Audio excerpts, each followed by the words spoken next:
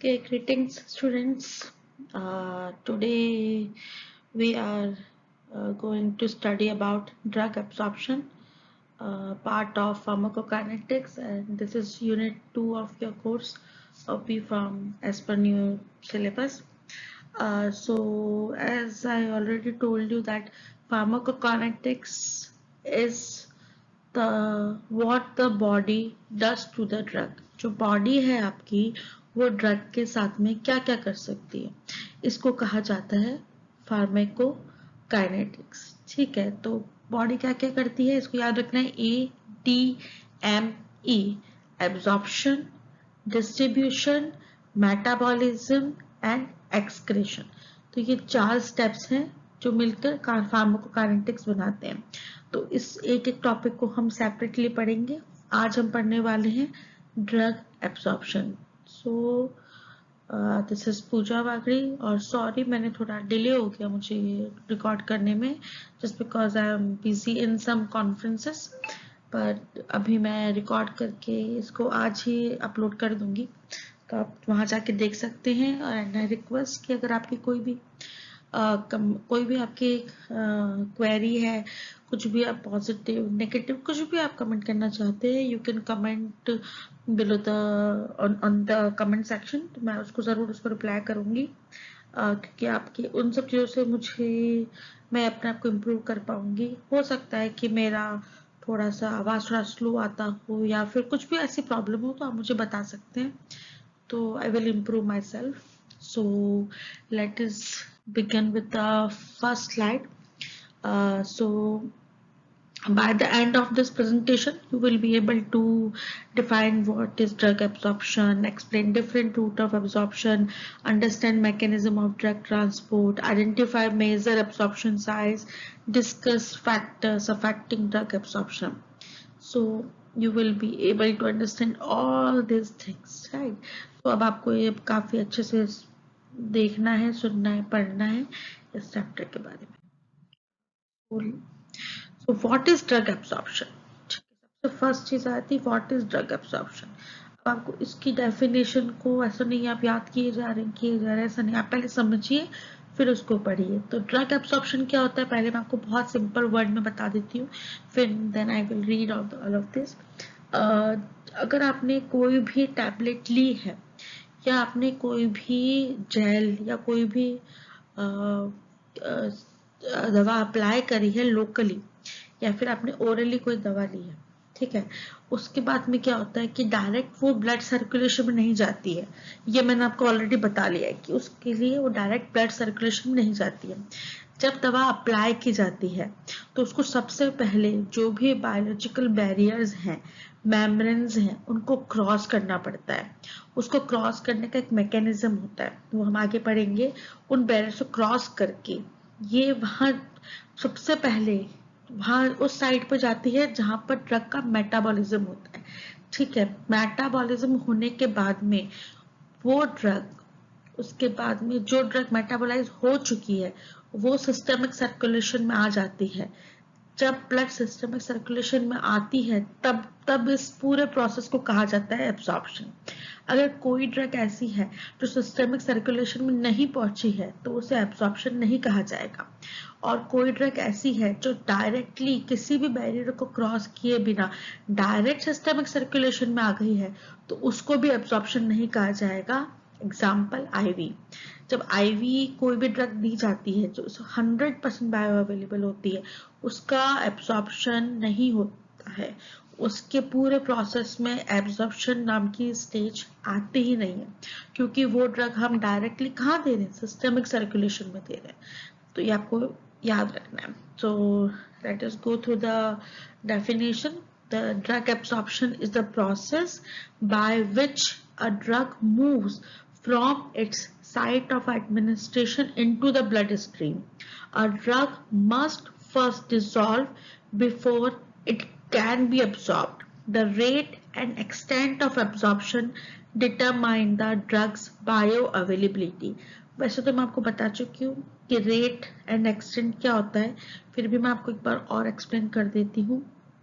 Rate होता है कि कितना फास्ट जिस साइड पे हम दवा दे रहे हैं वहां से कितना फास्ट ड्रग मूव करेगी, और एक्सटेंट वो होता है कि कितना कितना amount of drug blood circulation में आएगा, वही इफेक्ट दिखाता है। तो कितना अमाउंट ड्रग का ब्लड सर्कुलेशन में आएगा, इसे बोला जाता है extent.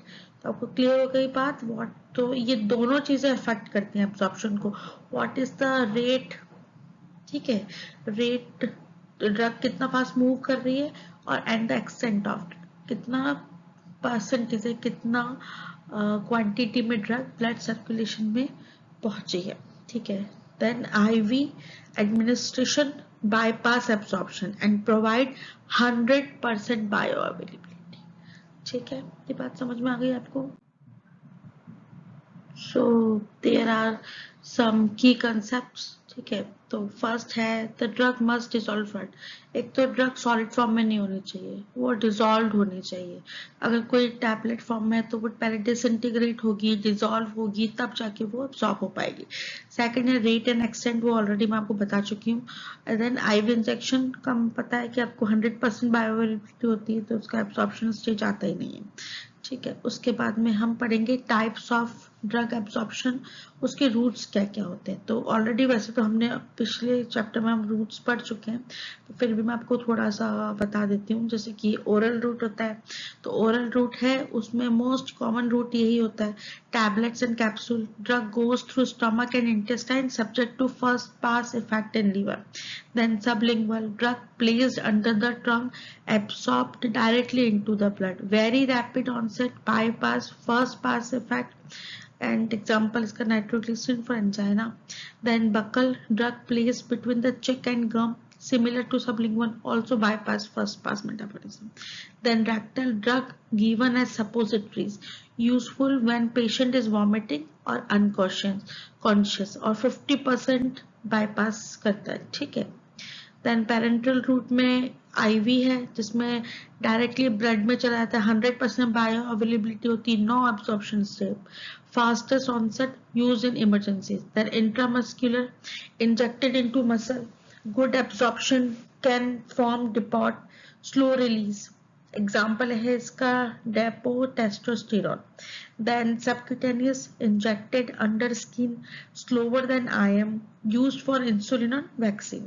Then transdermal, drug absorbed through skin, bypass first pass metabolism. Example like nicotine patch, phenytoin patch. ठीक है। Then inhalation, drug inhaled as aerosol or gas, very large surface area in lungs, rapid absorption, used for both local and systemic effects, ठीक है।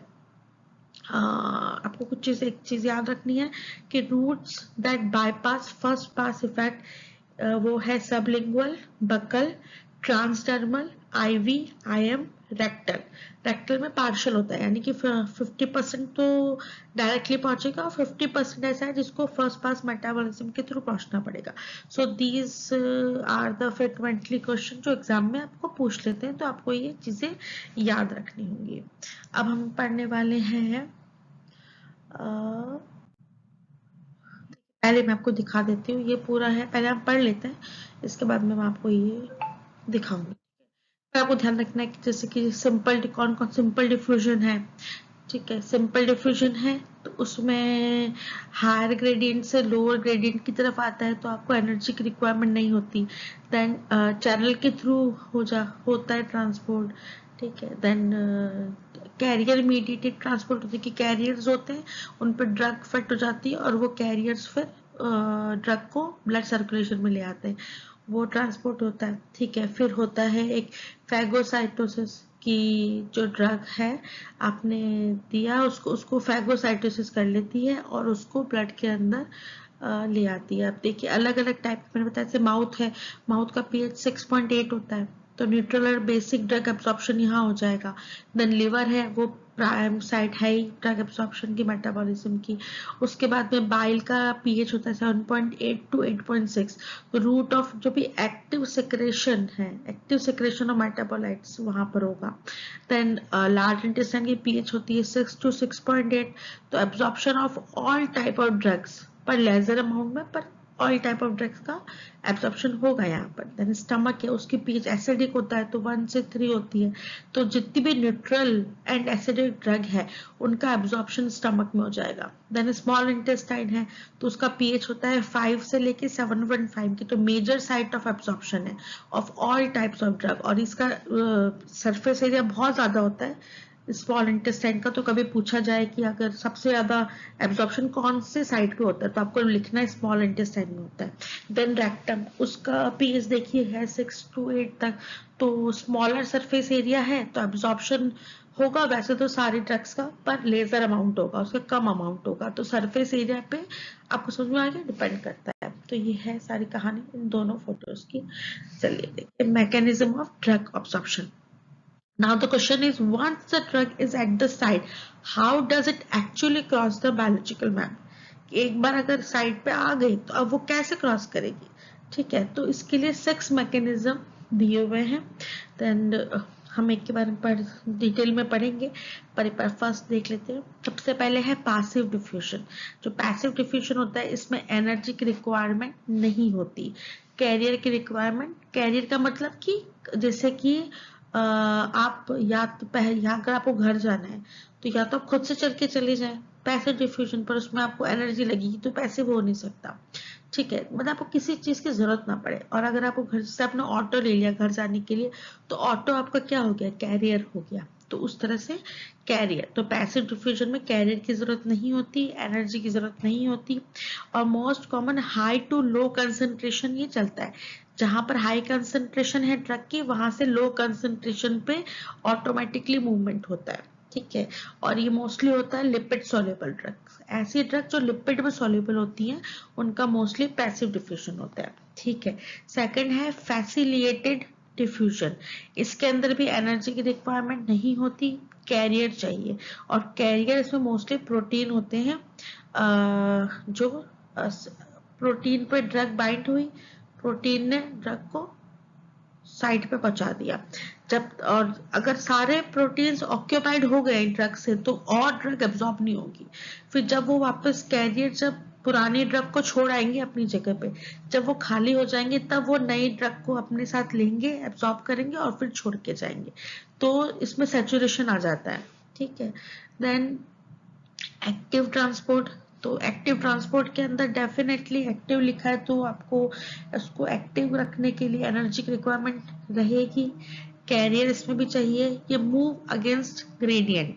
Move against gradient का मतलब होता है जहां पर लोअर कंसंट्रेशन है वहां से हाई कंसंट्रेशन की तरफ चलना। ठीक है, तो इसके अंदर इस तरह से एक्टिव ट्रांसपोर्ट में होता है। देन एंडोसाइटोसिस, एक्सोसाइटोसिस, इसमें भी एनर्जी की रिक्वायरमेंट होती है पर कैरियर की रिक्वायरमेंट नहीं होती है। Then vesicular transport for large molecule, vesicles बना लेते हैं, यानी कि छोटे से ट्यूब जैसा बना लेंगे और उसके अंदर ड्रग को फंसा लेते हैं और फिर इसको साइट ऑफ एक्शन पे लेके जाते हैं, जैसे कि विटामिन B12 वगैरह का एब्जॉर्प्शन ऐसे ही होता है।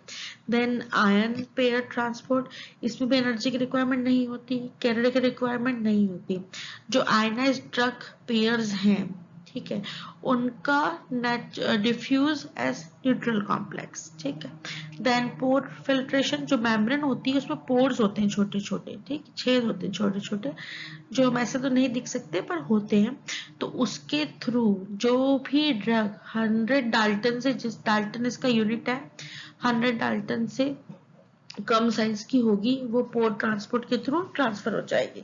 ठीक है, तो इसमें भी एनर्जी की रिक्वायरमेंट नहीं होती, कैरियर की रिक्वायरमेंट नहीं होती। तो ये सारे 6 मैकेनिज्म है जो हम देख चुके हैं। अब इनको, ठीक है, तो इसमें हम लोग पढ़ेंगे पैसिव डिफ्यूजन। ठीक है, ओके। तो पैसिव डिफ्यूजन किस पे काम करता है, फिक्स लॉ पे, फिक्स लॉ ऑफ डिफ्यूजन पे काम करता है। ठीक है, तो फिक्स लॉ क्या बोलता है, फिक्स लॉ बोलता है, इसका फॉर्मूला देख लीजिए आप, मैंने लिखा हुआ है इसके अंदर formula, dc by dt equal to d multiply a multiply gradient c by d। Okay, तो इसमें d जो है कैपिटल D वो है diffusion coefficient, depends on the drug property, कि ड्रग की प्रॉपर्टीज क्या है उस पर डिपेंड करता है। ठीक है, उसके बाद में ए है, वो है surface area of the membrane, larger area means faster diffusion. Then gradient सी होता है कंसंट्रेशन ग्रेडियंट होता है, यानी कि bigger difference between the faster diffusion. जो डिफरेंस होता है हाई कंसंट्रेशन से लो कंसंट्रेशन के बीच में जो डिफरेंस होगा उसको बोलते हैं कंसंट्रेशन ग्रेडियंट। वो इस तरह से शो किया जाता है। देन स्मॉल डी होगा थिकनेस ऑफ द मेम्ब्रेन, जितनी थिकर मेम्ब्रेन होगी उतना स्लोअर डिफ्यूजन होगा। ठीक है, तो ये आपको याद रखना है। In simple words, the bigger the surface area, the bigger the concentration difference, the faster the drug will be absorbed. This is why the small intestine is the best side. It has an enormous surface area, बहुत बड़ा surface area होता है। ठीक है, सो की features क्या है passive diffusion की, वो हम देख लेते हैं। नो एनर्जी रिक्वायर्ड, कोई एटीपी की रिक्वायरमेंट नहीं है इसके अंदर। No carrier protein needed, drugs move from high concentration to low concentration.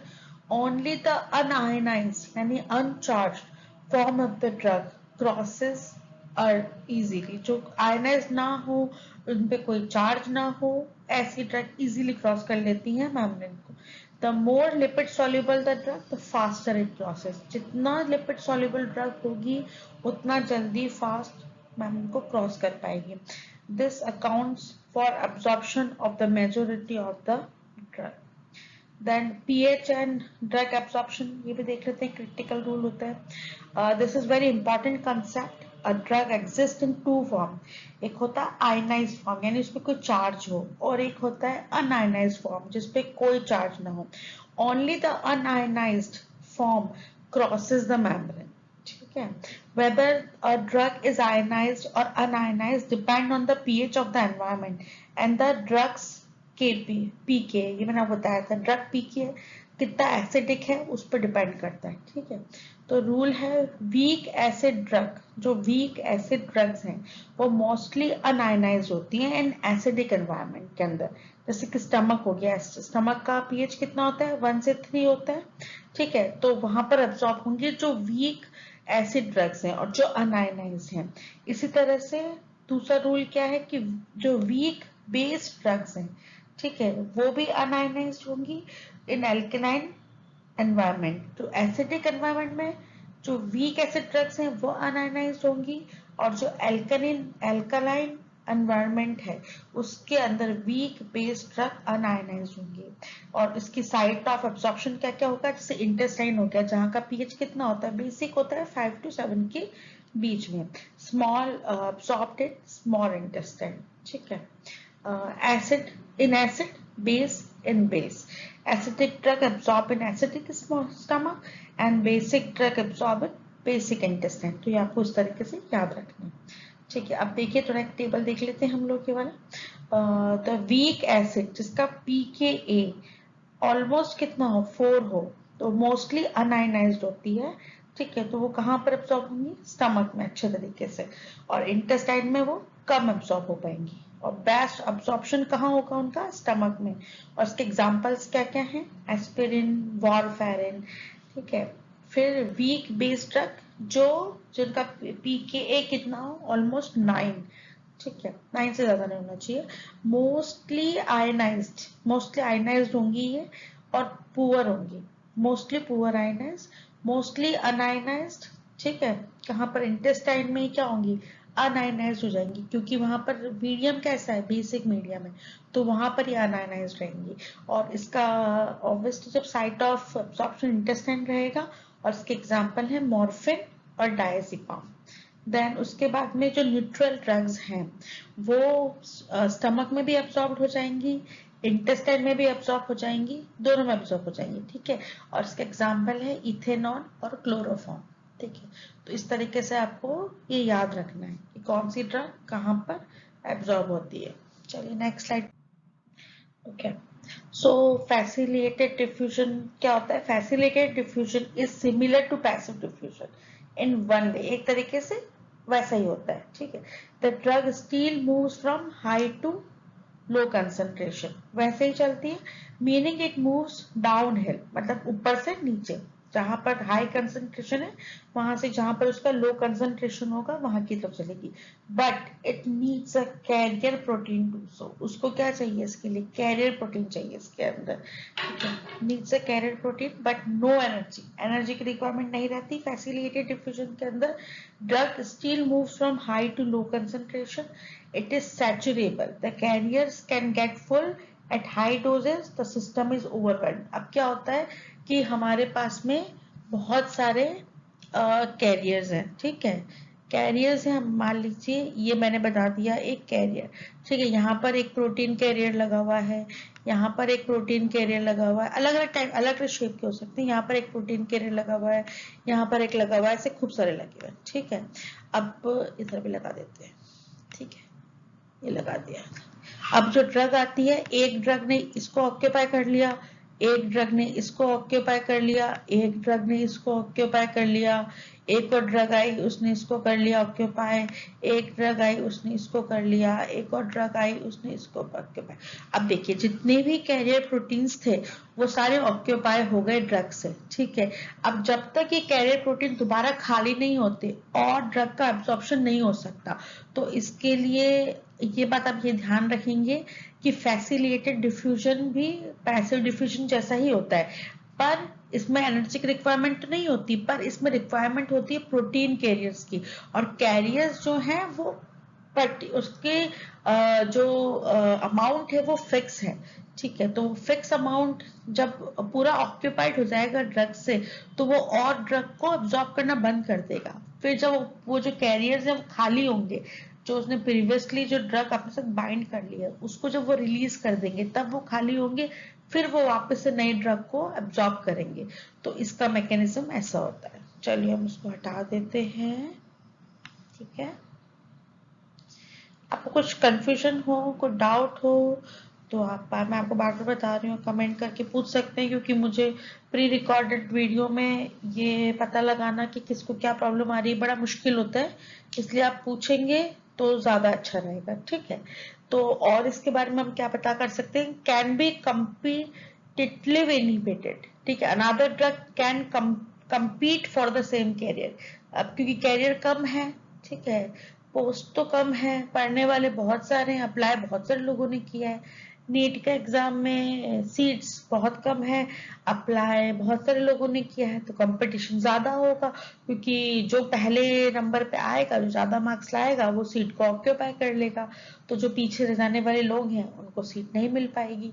Same इसमें भी होता है कि जो पहले ड्रग बाइंड हो गई प्रोटीन कैरियर पे वो पहले एब्जॉर्ब हो जाएगी, बाकी ऐसी रह जाएगी जब तक कि दूसरी बार खाली नहीं हो पाता, ठीक है। एग्जाम्पल जैसे कि इसमें ग्लूकोज एब्जॉर्प्शन, ठीक है, बाय ग्लूटी ट्रांसपोर्ट्स और न्यूक्लियोसाइड्स, विटामिन्स, ये सब एग्जाम्पल्स हो। एक एक एग्जाम्पल एटलीस्ट आपको याद होना चाहिए।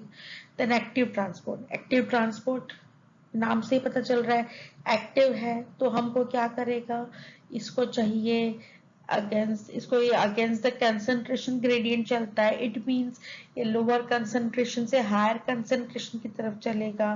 तो इसके अंदर जब भी आप अपोजिट डायरेक्शन में चलेंगे, तो आप जैसा कोई भीड़ किसी एक डायरेक्शन में चल रही है और आप भीड़ के अपोजिट डायरेक्शन में चलने लग गए, तो आपको क्या लगानी पड़ेगी, अपनी एनर्जी लगानी पड़ेगी, अपनी ताकत लगानी पड़ेगी भीड़ के अगेंस्ट चलने के लिए। तो ये इसको वैसे ही मान लीजिए। एक्टिव ट्रांसपोर्ट क्या है, ये भीड़ के साथ नहीं चलता है, ये भीड़ से अलग चलेगा अपना दिमाग लगा के। तो इसको चाहिए ताकत, इसको चाहिए एनर्जी, तो इसमें एनर्जी की रिक्वायरमेंट होती है, इसमें एटीपी की रिक्वायरमेंट होती है, ठीक है। तो आप देखिए इसके फीचर्स क्या क्या है। एनर्जी सिंपल में तो नहीं चाहिए, फैसिलिटेटेड में भी नहीं चाहिए, पर एक्टिव ट्रांसपोर्ट में चाहिए, ठीक है। कैरियर की रिक्वायरमेंट पैसिव में तो नहीं है, पर फैसिलिटेटेड डिफ्यूजन में है, और एक्टिव ट्रांसपोर्ट में भी चाहिए। ट्रांसपोर्ट कौन करेगा उसको, कैरियर प्रोटीन से करेंगे। देन उसके बाद में देखिए डायरेक्शन इसका हाई टू लो, उसका भी फैसिलिटेटेड का भी हाई टू लो, पर एक्टिव ट्रांसपोर्ट तो अपोजिट चल रहा है, तो वो लो टू हाई चलेगा। उसके बाद में सैचुरेबल, ये सैचुरेट नहीं होते, पर फैसिलिटेटेड डिफ्यूजन सैचुरेट हो जाते हैं। जहां जहां कैरियर आप यूज करेंगे वो सैचुरेट होंगे ही होंगे, क्योंकि उनका जो नंबर ऑफ कैरियर्स है वो लिमिटेड होते हैं, तो सैचुरेट हो जाते हैं। ठीक है, और इनहिबिटेड, ये इनहिबिटेड नहीं होते, but facilitated and active transport inhibited हो जाते हैं। Example, most of the drug जो है वो पैसिव डिफ्यूजन से एब्जॉर्ब हो जाती हैं, पर जैसे कि ग्लूकोज, विटामिन, और ये है अपना फैसिलिटेटेड डिफ्यूजन, तो ये उससे होते हैं। और अमीनो एसिड्स, विटामिन B12 है, वो एक्टिव ट्रांसपोर्ट से होते हैं। ठीक है, अब एक इम्पॉर्टेंट पॉइंट देखिए, जो पी ग्लाइकोप्रोटीन होता है, जिसको PGP भी कहा जाता है, इज अ इफ्लक्स ट्रांसपोर्टर। ठीक है, it pumps drug back out of the cell and this reduce absorption. जो पी ग्लाइकोप्रोटीन होता है, एक पी ग्लाइकोप्रोटीन होता है, वो कैसा ट्रांसफर होता है? ई फ्लक्स। ई फ्लक्स का मतलब उल्टी डायरेक्शन में फेंक देता है, वो अंदर नहीं भेज रहा है ड्रग को, वो बाहर की तरफ फेंक देगा, out of the cell. This, और ये क्या करता है? एब्जॉर्प्शन को रिड्यूस करता है। It is found in the intestine, liver and brain. ठीक है, इनहिबिटिंग PGP विथ वेरापिल और क्विनिडीन इंक्रीजेस डाइगॉक्सिन बायोअवेलेबिलिटी। तो ये एक इम्पॉर्टेंट पॉइंट है, आपको याद रखना है। चलिए हम नेक्स्ट स्लाइड पे आते हैं, स्लाइड नंबर चलिए, हमने पहले स्लाइड में देखा था active transport, facilitated diffusion, passive diffusion.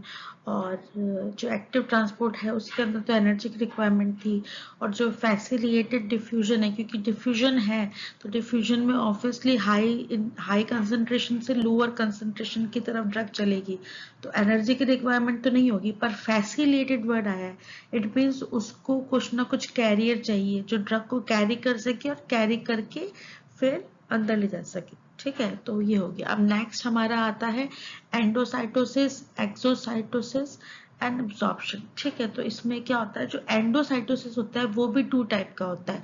उसमें एक आता है फैगोसाइटोसिस और एक आता है फिनोसाइटोसिस। मैं शायद इसमें लिखना भूल गई हूँ, लिखा है मैंने, okay.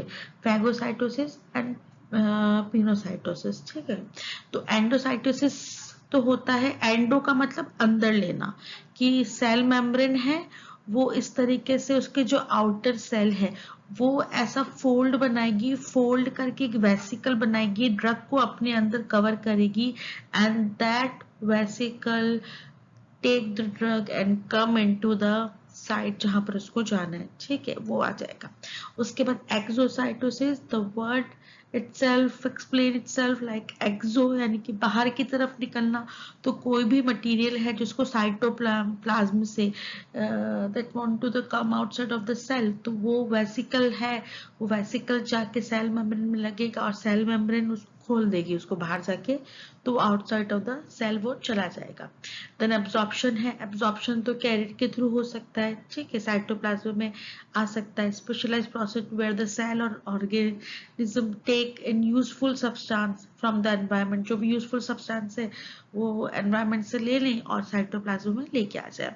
Then come to the endocytosis, that it is 2 type like phagocytosis and phagocytosis। like phago का मतलब खाना, पीनो का मतलब आप समझो कि पीना। तो जो भी सॉलिड पार्टिकल्स हैं वो फैगोसाइटोसिस के थ्रू अपटेक किए जाएंगे, और जो भी फ्लूइड्स हैं, लिक्विड हैं, उनको पिनोसाइटोसिस के थ्रू वो डिसॉल्व होंगे। ठीक है, ये ध्यान रखना है आपको।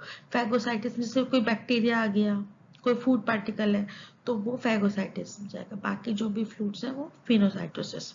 ठीक है, तो ये आपको ये चीज याद रखनी है। एक्सोसाइटिस का एग्जांपल याद रखना है, like secretion of hormones, insulin.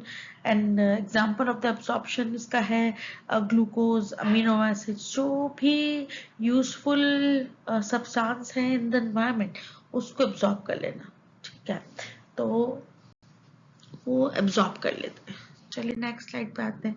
Then है ion transport, pore filtration and absorption. ठीक है, आयन ट्रांसपोर्ट का हमने देखा कि आज जो चार्ज पार्टिकल्स हैं move across the cell membrane through specific transport protein of और the channels, like if they are positively charge, तो आयन चैनल जो प्रोटीन होंगे उनको, उनसे बाइंड हो जाएगा और उनको ले आएगा inside of the cell, like sodium potassium, calcium chloride, 4 ions होते हैं, ठीक है। तो सोडियम पोटेशियम पंप, ये आपको याद रखना है, बाद में हम इनके बारे में पढ़ेंगे।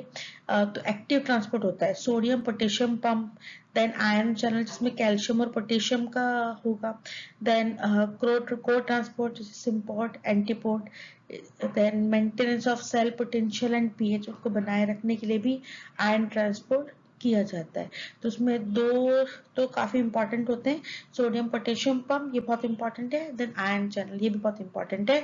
आपको याद रखना है आयन ट्रांसपोर्ट के अंदर एनर्जी की रिक्वायरमेंट रहेगी, ठीक है, और उसके अंदर चैनल के थ्रू ही वो जो चैनल आयन चैनल है उनके थ्रू ही जो भी आउटसाइड ऑफ द सेल से इनसाइड ऑफ द सेल में आयंस मूव कर पाएंगे, ठीक है।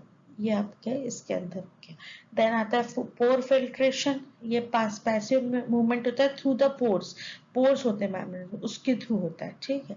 तो पोर्स से जो स्मॉल मॉलिक्यूल्स है जिनका वेट 100 डाल्टन से कम होता है, ठीक है, डाल्टन इज अ यूनिट, उसके 100 डाल्टन से जिनका साइज कम होगा उस साइज के पार्टिकल्स पोर ट्रांसपोर्ट के थ्रू फिल्ट्रेट हो जाते हैं और साइटोप्लाज्म में इनसाइड ऑफ द सेल आ जाते हैं। देन एब्जॉर्प्शन ऑलरेडी मैं आपको बता चुकी हूँ एब्जॉर्प्शन का, तो ये सारा इसका आपका हो गया मैकेनिज्म, किस किस मैकेनिज्म के थ्रू एब्जॉर्प्शन होता है। तो अब नेक्स्ट पढ़ेंगे हम site of drug absorption, like the small intestine. आपको ये वैसे तो ये पूरा चार्ट अगर आप याद कर पाएंगे तो that is very best point कि आप याद कर लें, वरना वो कुछ चीज़ आपको बहुत जरूरी याद रखनी ही है। तो जैसे कि the small intestine is the primary site of drug absorption, it has a large surface area, rich blood supply and transport proteins. Other sites include mouth, stomach, large intestine and rectum. The route and drug properties determine the absorption site. ये आपको याद रखना है। उसके बाद में हम आएंगे नेक्स्ट, कौन कौन से फैक्टर्स हैं जो एब्जॉर्प्शन को अफेक्ट करते हैं, ठीक है। तो फर्स्ट है लिपिड सॉल्युबिलिटी, ठीक है, वो हमने देख ही लिया था कि लिपिड सॉल्युबल है तो वो जल्दी जल्दी मैम इनको क्रॉस कर लेगा, तो उसका पैसिव डिफ्यूजन अच्छे से हो पाएगा, ठीक है। तो first lipid solubility, degree of ionization, molecular size, chemical stability, drug formulation and drug concentration, ठीक है। देखिए अब इसके बारे में आपको थोड़ा थोड़ा बता देती हूँ, ऑलरेडी हमने डिस्कस किया है बीच बीच में। तो जो लिपिड सॉल्युबल ड्रग्स होती हैं उनका पैसिव डिफ्यूजन हो जाता है और बहुत इजीली हो जाता है, तो जितना ज्यादा लिपिड सॉल्युबल ड्रग होगी उनका ज्यादा एब्जॉर्प्शन होगा, ठीक है। देन मॉलिक्यूलर साइज, अगर मॉलिक्यूलर साइज छोटा है तो वो पोर ट्रांसपोर्ट हो जाएगा उनका, और अगर बड़ा है तो पोर ट्रांसपोर्ट नहीं हो सकता, तो उस पर डिपेंड करता है कि मॉलिक्यूल का साइज और शेप क्या है।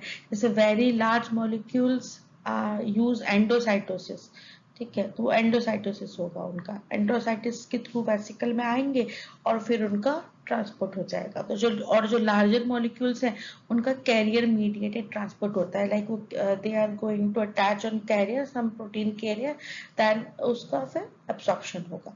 देन आता है केमिकल स्टेबिलिटी, ये मैंने आपको याद रखना है, केमिकल स्टेबल जो होंगे, जैसे कि जो एसिड स्टेबल ड्रग्स हैं, जो एसिड लाइबल ड्रग्स हैं डिस्ट्रॉयड इन स्टमक, ठीक है। जो enteric coating proteins, acid sensitive drugs, pro drugs use to bypass GI degradation, ठीक है। Then pKa and degree of ionization, आपको याद रखना है कि जो भी वीक एसिड है वो स्टमक से एब्जॉर्ब होगा, जो वीक बेस है वो इंटेस्टाइन से एब्जॉर्ब होगा, और जो न्यूट्रल ड्रग है वो स्टमक से भी एब्जॉर्ब हो जाएगी, वो इंटेस्टाइन से भी एब्जॉर्ब हो जाएगी, तो ये आपको याद रखना है।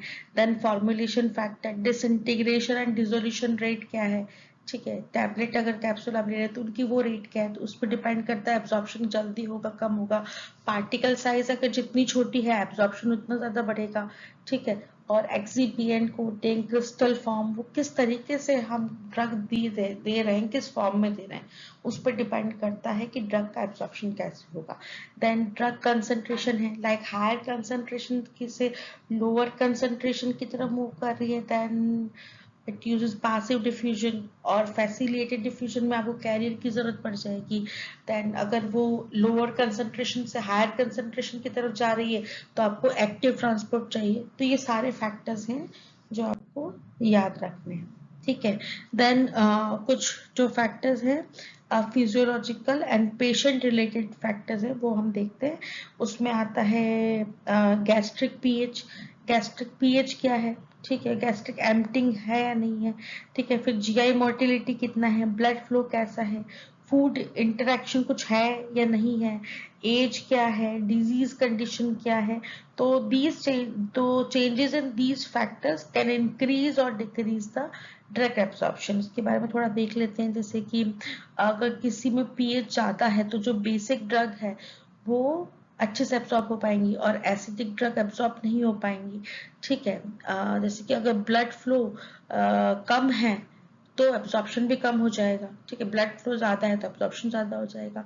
देन एज पर डिपेंड करता है, लाइक जो एल्डरली पेशेंट्स है उनकी जीआई मोटिलिटी यानी कि जो गैस्ट्रोइंटेस्टाइनल मोटिलिटी वो कम होती है, तो उससे क्या होगा, उसका ब्लड फ्लो कम हो जाएगा जीआई के अंदर, उसकी वजह से एब्जॉर्प्शन कम हो जाएगा, ठीक है। तो एज या फिर कोई डिजीज है तो या फिर कोई जेनेटिक फैक्टर है, ठीक है, तो उस पर भी डिपेंड करता है।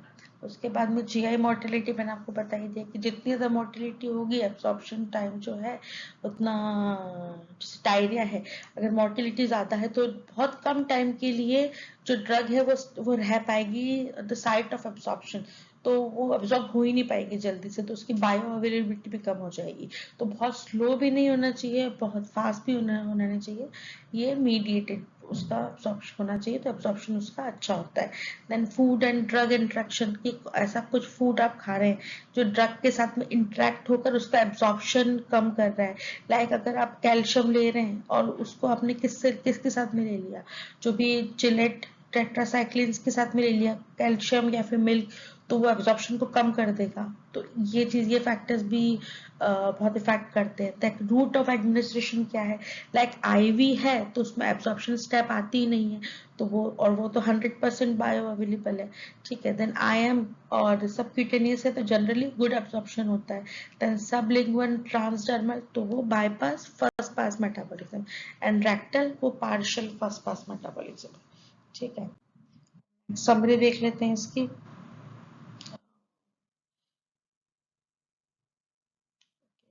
To summarize, drug absorption is the movement of a drug into systemic circulation. The small intestine is the major absorption site. Passive diffusion is the most common mechanism. Drug ionization, formulation, physiological factors, and first pass metabolism greatly affect absorption. Okay. So this is the end of the part. So thank you so much for your attention, and I would be happy to answer your any questions. Please comment for your questions, for your queries, for your negative comments, positive comments, जैसा भी आप बताना चाहते हैं। और इस अंदर आपके आपको अब्जॉर्प्शन में जो चीजें ध्यान रखनी है वो ध्यान रखना है आपको। सबसे पहला तो the definition of drug absorption, ठीक है। उसके बाद में जब मैंने आपको ये बताया कि जो वीक एसिडिक ड्रग है वो कहाँ एब्जॉर्ब होती हैं, कहाँ वो उसके अंदर जाएंगी, ठीक है। इस तरीके से आपको याद रखना है। और उसके बाद में आपको याद रखना है कि कौन कौन से फैक्टर्स हैं, कौन कौन से मैकेनिज्म हैं, एक एक दो एग्जाम्पल, तो ये आपका पूरा चैप्टर कवर हो जाएगा। और इससे रिलेटेड जो मैंने डायग्राम्स आपको बताए हैं, बेटर है कि आप वो डायग्राम अच्छे से पढ़ें, उनको समझें। जितना डायग्राम के थ्रू आप क्वेश्चंस प्रेजेंट करेंगे एग्जाम में उतना ज़्यादा मार्क्स बढ़ते हैं, वो ज़्यादा इफेक्टिव होता है, मैं आपको पहले भी बता चुकी हूँ। तो thank you so much, and इसका नेक्स्ट पार्ट मैं बहुत जल्दी अपलोड करूँगी। Thank you.